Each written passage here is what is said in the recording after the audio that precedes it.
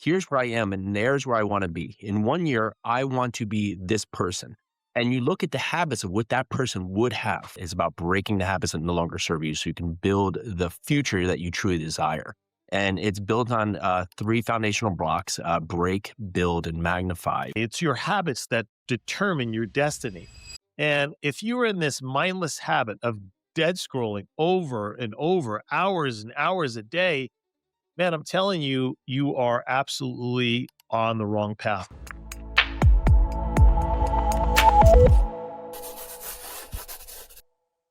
Jason is a public speaker who captivates audiences with his magnetic presence and engaging storytelling. He's seamlessly blends personal anecdotes with actionable insights, transforming complex concepts into practical tools for success. He's a successful entrepreneur, private fund manager overseeing over 300 million in commercial real estate. And he's built and existed multiple ventures, including construction, restaurants, brewery, and of course, large apartment complexes. He also is the host of the Live 100 podcast. We had a really incredible conversation. Jason's a smart guy. You're going to learn a whole lot. And in fact, a lot of stuff we talk about here, Jason takes to the next level. So I appreciate him doing so. But before we get to our interview, our success snack of the week is I've got 3 secrets for you to stop dead scrolling. Because as what Jason's going to teach you here today, it's your habits that determine your destiny.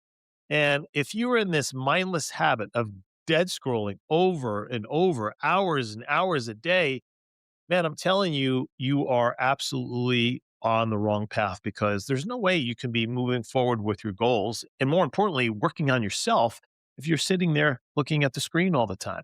So here's 3 things that you can do to stop the dead scroll. Number 1 is build a tech-free routine and zone. What does that mean? Well, designate tech-free zones. So whether it's your dining room table, so when it's time for dinner with the family, phones off. In fact, phones out of the kitchen.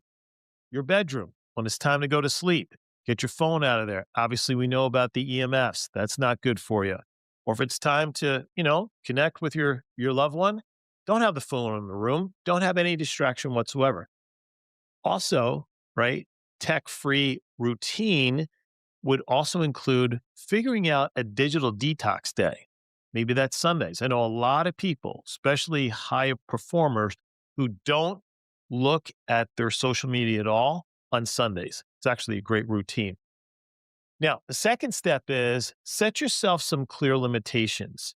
You can use apps like Stay Focused or Freedom to limit your screen time so they can limit how much time you're on. If you want to put a 15-minute, 30-minute, go on, do what you got to do, but get the hell off.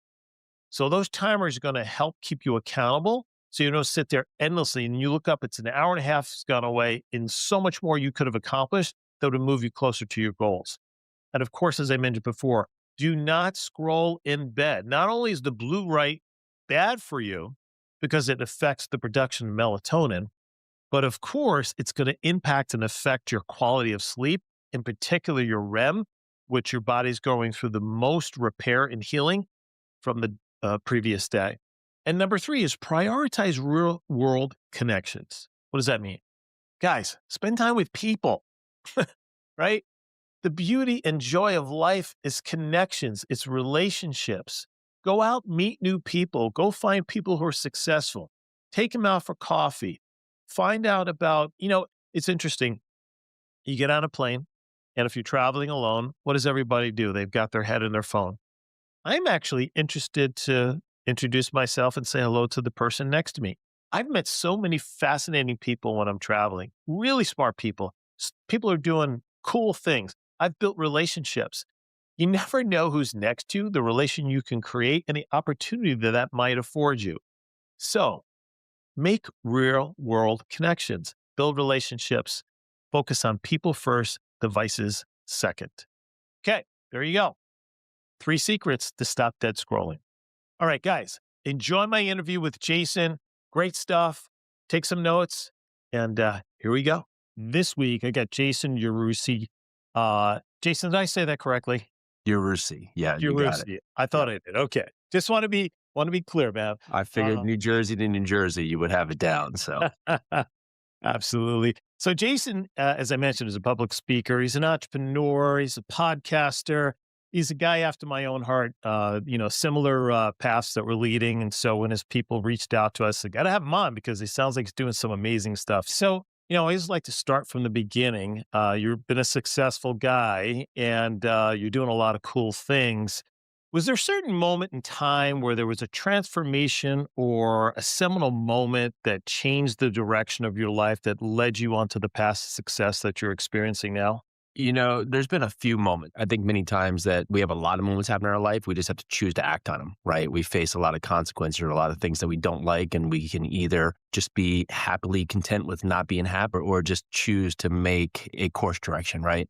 And so, I left high school and went to college. Was really kind of lacking. I was really shy. I wasn't very confident, and I had a lot of loss. I had some friends die from just tragic events that were just kind of just off the cuff, and it set me down a path where I went to college without much direction. Moved into New York City after college with a business degree, but didn't really feel compelled to do anything with this. So I started working in bars and restaurants, which seemed to be the logical choice, and I was just getting results that I wasn't fulfilled with, right? You do chaotic things, you get chaotic results, surprisingly. And a few years into that, I was working at a bar one night where, I was mad at the universe. I was blaming, my upbringing, my surroundings, everything but myself. And I got on my bike 2:33 in the morning, riding across Manhattan, heading back to my apartment. And out of nowhere, I got hit by a car and it threw me into the air. I got up and got pulled out of the street, taken to the hospital, had some, a pin put in my wrist, a broken shoulder, some stitches got put into my head, my chin. And lo and behold, a day later, I get out of the hospital. And the only thing I can think about is, oh man, I have to get back to this bar job because I need to make money for rent. And, I had this pause. I was like, okay, well, that's a pretty crazy thought because all I'm doing is complaining about my circumstance, hating where I am, and now I get hit by a car and luckily walk out of a hospital. And the only thing I could think about is getting back to exactly where I didn't want to be. And I took a pause and sometimes things happen. You just really don't have the answers, right? You don't want it, but you don't know what to do. And sometimes that paralyzes you from taking any action. And I said to myself, well, I got to do something different or I have to just live with it with the results I'm getting. And I made a pact with myself that I was just going to try something different, but I didn't quite know what that was. And so the next day and the days preceding, I just started to do things almost in opposite of what I was doing. Stop staying out late, stop drinking at night, get up earlier, start to get back into some kind of workout regimen, start to read books again, like just start to take in things. And it wasn't this magical overnight transformation, but lo and behold, things started to look brighter. I went from, working behind a bar to opening up a bar, opened up a restaurant. I opened and sold a brewery before moving out to New Jersey to help the family run the construction business there before moving into real estate. And then just a compiling of just things started to really take off. And so we moved into real estate in 2012 and started to buy apartment buildings into 2016. And since then, we've brought a little over about 3,400 units of apartments down here in the Southeast. And that's really led us to where we stand today. It's fantastic. Transformational is rarely a short-term gig. It's something that Correct. occurs over a period of time.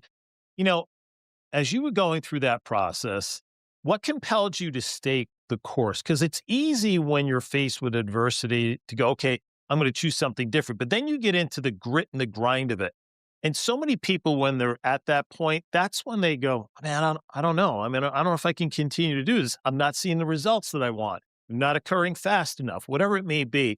What caused you to stay the course and fight it and get to the point where you're at now? Maybe stubbornness. I think in the fact of life is that, we have these things that happen all the time and we're not patient with the results, right? And even like what we do with buying apartments today is that, it may take 6, 9, 12 months to find an opportunity. You just have to do the work. And just even, working out or New Year's resolutions, right? We see so many of them fail. 92% of New Year's resolutions fail because we're impatient with allowing just the work to actually pay off. And so from my point, I was having so much resistance from just my internal network, just saying, well, you're on the wrong path from everything of just what you're doing right apart. But I didn't want to go back to the path I was on and I didn't know any different. So I just started to really push against everything I was doing and just shut off the noise and just keep one step at a time. And when I was faced with those days, because they come of just saying, oh, I don't really know if I want to continue. Well, the alternative was to go back to where I didn't want to be. And I said, okay, well, let's just give it one more day and one more day. And you do enough of those, let's just give it one more day.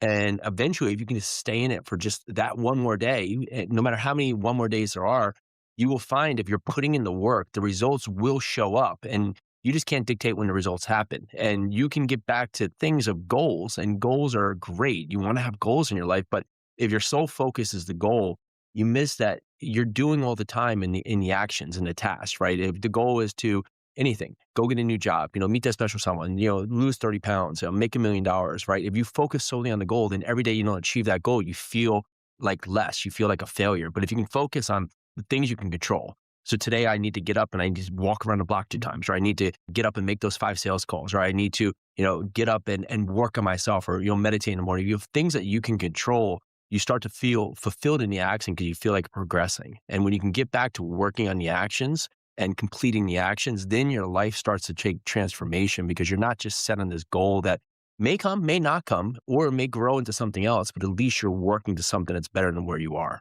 It's a really good point. Your last point is very critical. Oftentimes, you set a goal, and as you're in the process of doing it, and I about this a lot about being self-aware. If you're in the process and you're aware of your actions, you're aware of your environment and the surroundings, oftentimes new opportunities present that take you in a completely different direction that you never anticipated yourself going. And then you go, how did I get here? But it's because of the grind, the grit, and the self-awareness in the process, because you will be getting messages. You're going to be meeting people. You're going to experience opportunities that you may never could have imagined previously. And all of a sudden your life goes in a direction, like I said, you could never have contemplated. So was there a person, a book, a mentor that you really relied upon that began to shift your mindset, your consciousness, your energy, that was kind of the fuel for your success? There was plenty, right? There was a lot in various forms. And you're right. As you expand your mind, you get better at your questioning, right? It's because it's always that we're seeking the answers. But when I really got to the discovery that I wasn't getting the right answer because I didn't understand the right question, right? And when you can open yourself to the new opportunities, it comes from just understanding what question to ask, and more importantly, how and who to ask it to. So at each phase, right, you would have people that would come into my life, even when I was working at one of the bars in New York City, that owner had done a lot of things that were uncanny for the bar space and was able to give us good feedback. Then I moved into really working construction and working into real estate. I met another person in my life who would just give me guidance about, how to look proactively at new opportunities, how to go out there and just understand what is potentially possible. Then I would have people in the apartment space who were doing this successfully, and I would look at their model and I would ask them questions about how they're able to do this not only just today, but to continue to have a business for years. I even had someone in over the weekend that I hadn't seen him in 5 years, and when I first started out in real estate, he was doing something like 100 projects a year, and he's done that for almost 2 decades now. And you look at that when you're just trying to do one project, you're saying, well, I can't even imagine doing one project, let alone 100, right? And you look at him and, he barely goes to the office. There's a full team doing. He's always around his kids. And you look at that life and you say, well, how did he get there? And you would just ask them questions that you were ready for at the moment. But now we've been able to achieve that on our side. And now I'm able to have a new conversation with them that it continues to expand and grow, right? And so at each point, you'll have people come in your life. And the thing to look for is that you have to be ready for them to come in your life, because you can have great people on all sides of you, even if you're struggling today. But if you're not open to what they have to offer, then it doesn't matter what their message is. You brought up a really good point, and your quality of life is directly related to the quality of the questions you ask. You want a better life, ask better questions. Obviously, you got to surround yourself with really good, smart, intelligent people. You know, if you're the smartest person in the room, find a better room, because that's the only way you'll learn and grow. I love that you mentioned that, because I really find that to be a very important aspect of success. So how do you measure success, Jason? I look at this in a lot of ways. I used to look at this a lot on the goals we're setting, and those are still nice to achieve. But honestly, I have 3 little kids now, 6, 8, and 10, so they're growing. And I look at that and just the messages that I'm going to share with them and how I'm going to prepare them to make big decisions for the future, right? If I can get to the point that they look back and say, my dad was a great dad, that's going to be a really successful mark. I look at many points where I see, kids, in some of their schools and other points that they're not, really getting the feedback from their parents, and maybe the point of just, the parents aren't truly there, and it stands out in the kids. And I'm not going to be able to tell my kids what to do. That's not what I want for them, but I want to give them the proper, we'll say, education and feedback. So when they're in a position they'll have all the information they need to make the best decision as possible. Yeah, it's a really good point. So my kids are quite a bit older, Jason. I've got a soon to be 36, a 33, and a 30-year-old. We're incredibly close, and I'm grateful as hell for that. But I've often said, when people say, well, on the outside, look, hey, you've got a successful family, been successful in business and so on and so forth. How did you create such a successful family? And I said, it's not about telling your kids what to do. You have to show them what to do. Mhm. They will watch you much closer than they will listen. So if you are living congruent, in other words, we talk about health and wellness, and we actually, so wherever we travel as a family, we always find a place to work out, or we make a place to work out, and we eat well, and all those things, right? So if I told them to do it but didn't do it, then I'm a fraud. I'm incongruent, and they're not going to, there's no authenticity there. So it's such an important part that I'm glad that you mentioned. So let me ask you this question, because being a dad of three small kids and as busy you are, how do you maintain a level of balance in your life to be able to be present with your family, right? Be there for them, do the things that is necessary to help create a healthy environment at home, but yet to build and grow your businesses. How do you create that kind of balance? So yeah, it's funny you said that about working out. I had just done a short recently where I was just talking about if you want to have lazy kids, be lazy yourself because you're going to watch, right? Even if you're sitting there on the sidelines, tell them to do something. They're saying, well, in their minds, they're smart no matter what age, right? They see you not doing it, so they see that maybe your value isn't in it. So why should they value it, right? And when I look at what we're doing with business and what we're doing with family now, you're going to be as busy as you want to be. There's constantly more things to do. However, when you're with work or when you're with your kids, you have to be self-aware to be intentional to actually be there with them. Many times you're with one or the other, you're distracted because potentially you're feeling guilty or you're feeling like there's something to do somewhere else. And so your mind's not truly there. You're not truly engaged with them, right? And it's very present with your family, right? If you're at the dinner table and you're rocking out emails on your phone or you're constantly getting up to take a call, right? 99% of these things are not emergency. 99% of these things do not need to take away from the space. And that dinner, say it's 25, 35, 40 minutes, whatever it is, that's a commitment that you're making to your family. But if they see you not truly there, it gives them a sense of that, of how you value that time. And with work, the same thing, right? You may say, well, I don't feel good because I was, short with my kids or my wife because I was really rushed last night because I had to do all these things. And now today you're feeling guilty and you're not completely committed to what you're doing at work. Well, now you're not getting value out of either. So the most I can do is that when I'm in one place, I just try to be exactly where my feet are and put all my energy into that. And so when I leave this, I can feel like I've given everything I can for that time and I can go be present into their activities because there's always going to be things popping up. We have 5 businesses. There's constantly stuff to do. There's constantly things coming on. There's constantly things happening. There's all kinds of things happening. But are all these things detrimental to the business right now? If they are, good, let's deal with them. If they are not, then let's put in the right protocols, right practices so they can be dealt with accordingly with the team. So we're not constantly being pulled in 50 directions for things that are not optimal or not needed for us.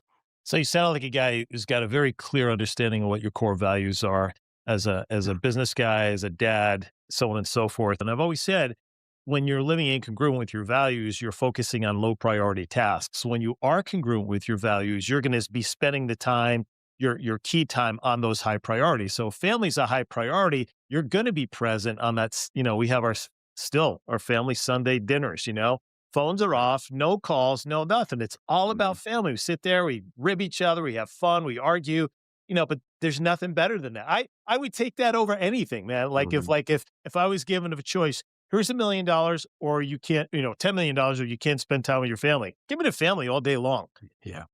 1,000%. Yeah. You see so much time where, we think like the time will come. You like, oh, when I get this, then I can do this, right? And we always equate some achievement with some ability to do something, but that never happens. Like you never like when I get to a certain amount of money, I'll start tithing. When we get to a certain point where I get to a certain job, then we'll start, taking time together as a family. When this happens, then I'll start working out. Like you can always have that if then that, right?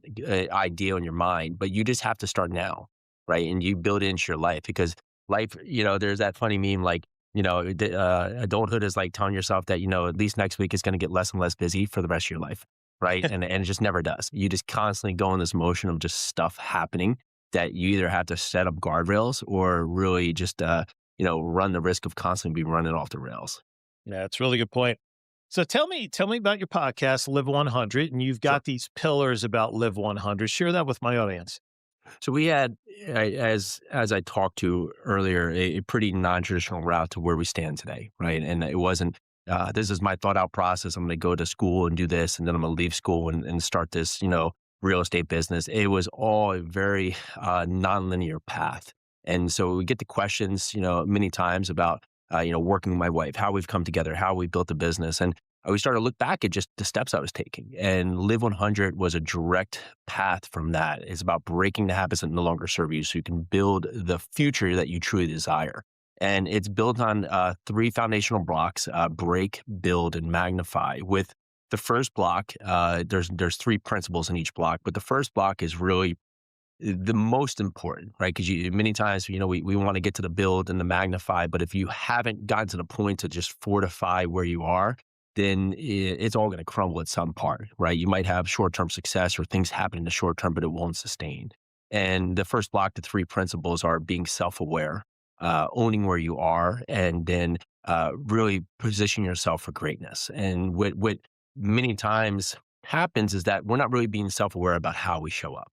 We're showing up in a way that's we're full of greed or gluttony, or we're full of hate or unhappiness, and that's present, right? Present in our daily life, or lacking or just non-desire, right? And you can think of it many times of just how your words come out. You've I'm sure said, "Hey, how you doing?" to someone, and they're like, "Well, at least I'm not dead," right? Like things like that come out of people's mouth. You're like, "Man," like, "Come on, guy," Yeah, but like you hear that, and that's many times how people think in their mind is that they're always thinking of what can't happen. Like I can't do this because of this. I can't do that because of that. And when you have that, your ability to grow becomes decapitated, right? Because you're setting your own shackles and you're setting your own roadblocks. And so when you become self-aware of how you're showing up, it allows you to go and own it. Like it's not like, I'm broke, I'm unemployed, I don't have someone in my life. I'm not saying go and be satisfied with it, but you have to set your starting line so you can go and own it. Because the way to position yourself for greatness is you have to say, okay, here's where I am and there's where I want to be. In 1 year, I want to be this person. And you look at the habits of what that person would have, right? That person you want to be, how would that person show up? And you look at the habits that now you have in your life. And it's an A to B trajectory of saying, okay, that's the person I want to be. In my mind, that's how this person would show up. They'd get up early, they'd work out, maybe they read the Bible, they would spend time with their spouse, they would go to work, they would make the calls they have to make, or they would set the meetings, or they put together a plan. Those are the steps they'd be doing, and they'd be intentional with it. Okay, well, here today, I get up late, I'm constantly rushed, I eat poorly because I'm constantly out of whack. I never feel like I have time to work out, so I don't, right? So I don't make time for what's important. So to change myself from where I am to where I want to be, I have to be self-aware so I can set the starting line so we can start building in the habits of the person I want to be. Because we don't just get rid of habits. Like you don't stop smoking and then all of a sudden say, okay, I just stopped smoking. Well, now say you smoke, whatever, 10 seconds a day, you've now just gotten back an hour in your day. And if you do not find a way to replace that with better habits, you're just going to replace it with some other habit that's not going to be conforming to where you want to be. So you have to be evident of the things you're taking away. And then you have to really put into play what needs to fill those gaps, because that white space is going to get filled. And if your mind is built on a lot of negative things, then what's going to happen is you're just going to replace one negative thing with another negative thing, because subconsciously your mind just says, oh, I'll just put something else in there that's going to make me feel good because the smoking made me feel good. Until you're conscious to say that's not welcomed in the path I want to do. So instead of smoking, fill in the gap. I'm going to go outside for 15 minutes and walk around the block, or XYZ, right? And when you do, you start replacing habits that are going to be a habit in some form with better habits that will constantly start to build momentum into the right direction. Yeah, it's really, really important and great concepts that you laid out. So you talked about break, build. You said there were three subcategories under each. Is that correct? That's correct. And That's correct. what were the three under the build? So the build is to master meaningful habits and rituals. Because now you position yourself for greatness where you want to go. So now you have to master those habits, right? Many times we just say, "Oh, I'll just try stuff," but you're not truly committed. You don't work on them, right? And it's like the Kobe Bryant philosophy. Like the reporter went up to Kobe and said, "Kobe, you're the best basketball player in the world. Why do I see you doing these basic drills?" And he goes, "Well, why do you think I'm the best basketball player in the world?" because everybody else is trying to do the 360 dunk or go do this, shooting from half court, right? And he's just doing the basics. He's doing the basics better than everybody else does, and it allowed him to grow. It's the same thing with our life. We can build and master habits and master the rituals that it takes for us to go and be great. What do you think is going to happen? You're going to level up beyond, because most people want to jump to, fly, getting a jet or like getting that fancy car or getting that house without putting in the work to the repetitions, right? Or having the body. The next is then intentionally executing. You have to be intentional with your day. We talked to earlier is that how do you not stop, right? Well, like working out, most days I don't feel like working out, but I work out, right? It's you can't wait to feel like things are right for you to go and take action. You have to intentionally do the work each and every day, put the work into action. And then the last one is being uncomfortably brave. As you break out, right? As you break out, it's like the butterfly breaking out of the cocoon, right? As you break out, you're going to face things. You're going to face adversity. There's going to be, new challenges that come upon. It could be anything. It could be that, the people surrounding you don't like the direction you're going. It could be that, you're now facing new, higher challenges at work. There's going to be something that comes up, and you have to be uncomfortably brave to the circumstance and continue to carry on, continue to work through it. Because as you learn to work through these, right? It's like, when you look at problems, I equate things to either a forget a problem or a 5-year problem, right? And every problem we treat like it's the same problem. Like most of the time, like anything that happens to our day, we treat it like level 10, like it's like RPM 8,000. But if you would think in your problems to say, am I going to remember this problem in 5 years? And if the answer is no, then just go solve it right now. Just get through it, because it's not a big deal. Just go through it. But if it's something that is going to have a long lasting effect, right, and I have to truly put my energy and intention onto it, great. Now that's where you put level 10 energy into it, and you make sure you make the right decision for what it is. And when we do that, it creates a lot more certainty in our mind, but it also allows us to create resistance and discipline and perseverance that continue to build yourself into the new person. And what were the three under the Magnify? Magnify there is accelerated growth, right? Because now if you take yourself to the level here that you've gone master meaningful habits and rituals, it's like the idea go slow to go fast, right? You many times we want to rush into something, but if we can go slow and master the habit and intentionally execute, and then be uncomfortably brave to what's ahead, then we can really accelerate our growth. And when we accelerate our growth, we get a new level of awe-inspiring rise, where that would be the eighth principle. To the last one, becoming limitless. And in our minds, the limits are many times framed by our mind, and they're framed by what our ideas are about what's possible. But you look at some of the things that can be accomplished, it becomes a point that there's more ability to do great things than we could ever imagine. But if someone else is doing something that's just completely off the charts, there's the ability to do something just as powerful in your own mind, but you have to truly believe it. And when you believe it, then you can go out there to do this and help others and create value and offer opportunity while you're growing too. It's great stuff, man. I really like the way that you laid it out. It's simple and it's understanding, but it's powerful in the content. So good for you. And so this is what people can learn and follow when they check out your podcast, Live 100. That's correct. We talk a lot. It's, typically 5 to 8 minutes. We just come in there and just quick hits. We talk a lot in principles, stories of principles, practice of the principles, and just how we're using our day, how other people are using their day, and just what's really been beneficial for us to continue to grow. Because the Live 100 program is great, but it's not made for just us to improve, right? If I was just, got better myself, that okay, cool, fine. But if I'm not able to use this and share it, like what could be better? Like, you're doing great things, right? But if you just got great and then you didn't pass it on to your kids or your people in your network, or the triple P life, like, then there's only that one aspect. Okay, you've performed, but you're not bringing everybody else with you. You want to bring everybody else with you because you find it's that way that I want to give people that they surpass me, because at a certain point, then they're going to bring me up, and then I'm going to bring them back up, and it's going to be this point where that's the limitless faction. When you continue to help others, they help you. It just becomes full circle, and everybody grows together. That's such a big point. We are really here to elevate each other, right? And so if you're doing great things, I've often said that, you know, I think a lot of times people who begin their journey, they're hesitant to reach out to successful people because they're like, why would they ever want to talk to me? I don't have really any value to give to them, but they don't understand that they were in your shoes at one point and someone reached out and helped them, or someone reached down to help them. And there's almost beyond morally, but there's a responsibility to do the same, to give back. And I think people miss that's just the normal cycle of how it works. So I'm glad you mentioned that. As much as I can, I try to do something to be helpful when people reach out, right? And so I had someone reach out the other day, he found a building I owned in Arkansas, and he's like, I've reached out to a lot of people. I'm trying to do this and a part, and I just got in a call with them.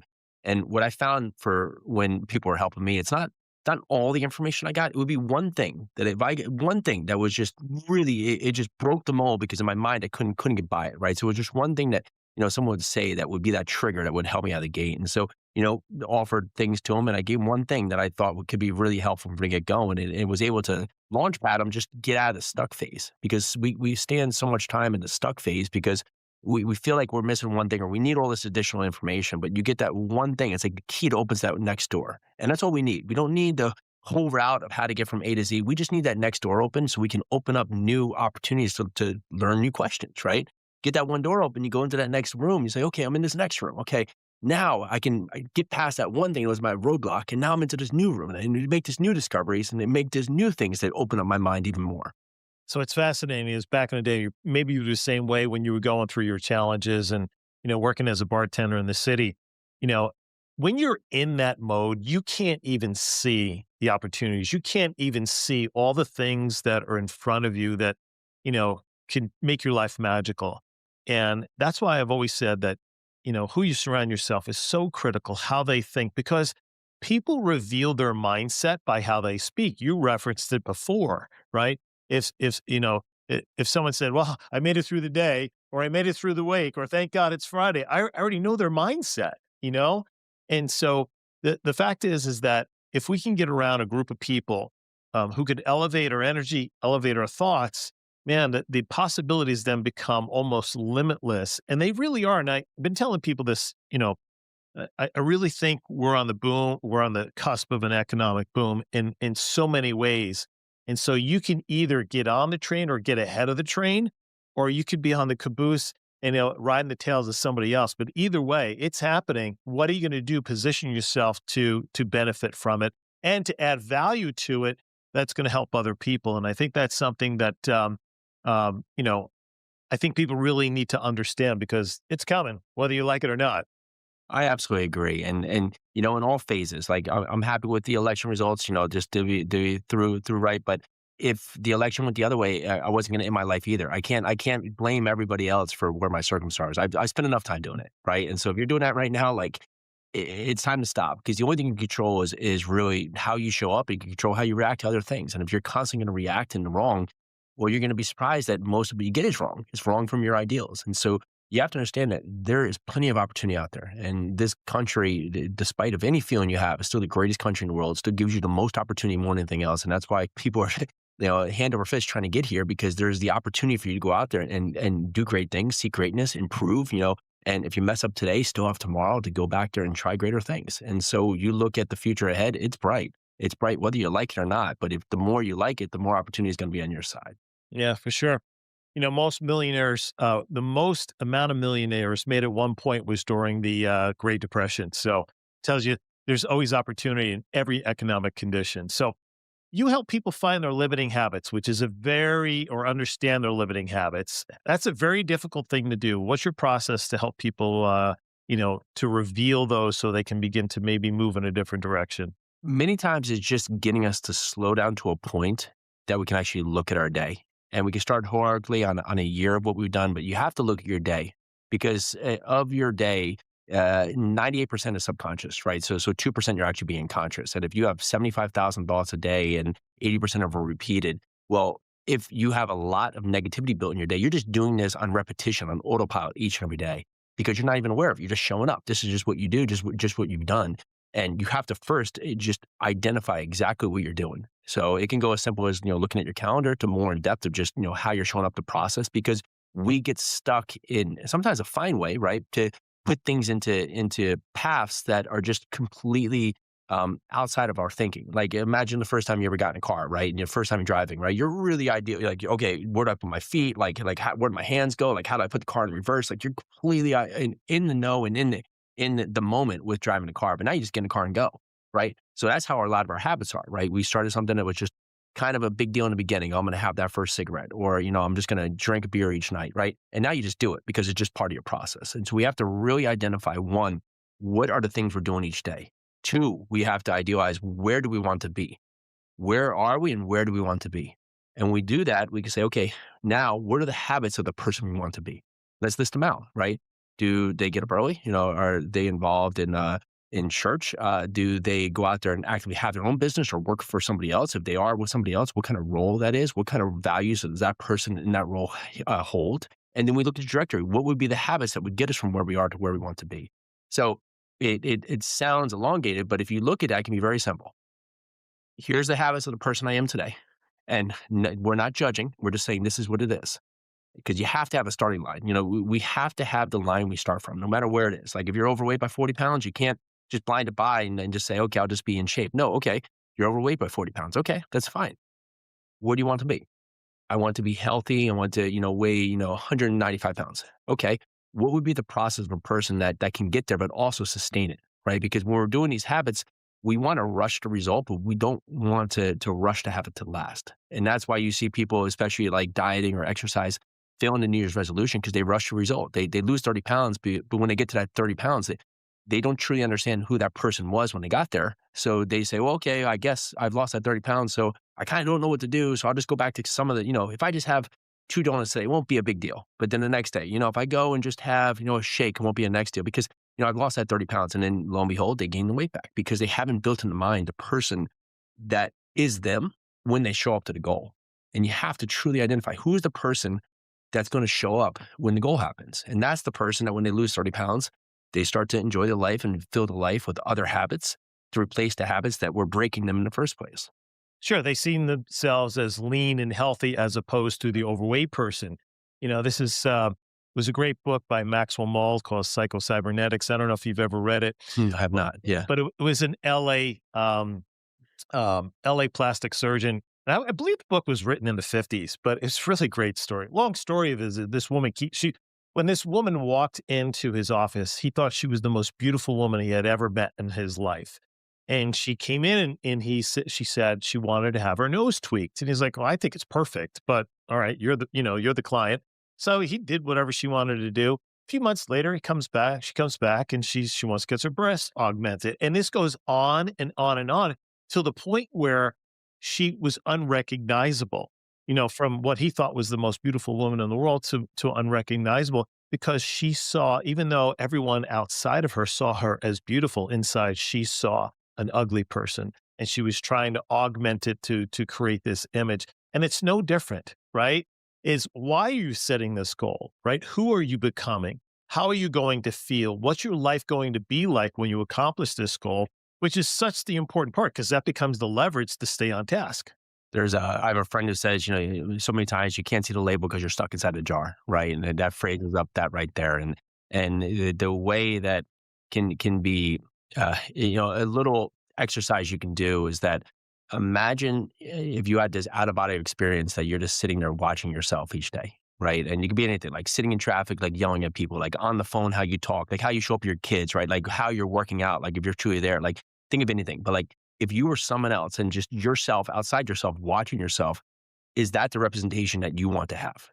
Because we're inside ourselves. So many times that we don't truly pay attention to how we're showing up. But if you're sitting outside yourself, watching yourself, like, okay, you just got cut off by traffic, who knows? Maybe it was an accident. Maybe the person was rushing to the hospital. No, but you just got out of the car, threw a rock at it, just like, is that the person that shows up as the person you want to be, right? And when you do that, it sets in a little bit of reality because you're able to just pause the noise and take a true look at how you're actually acting in the moment because the moments build up to a lifetime.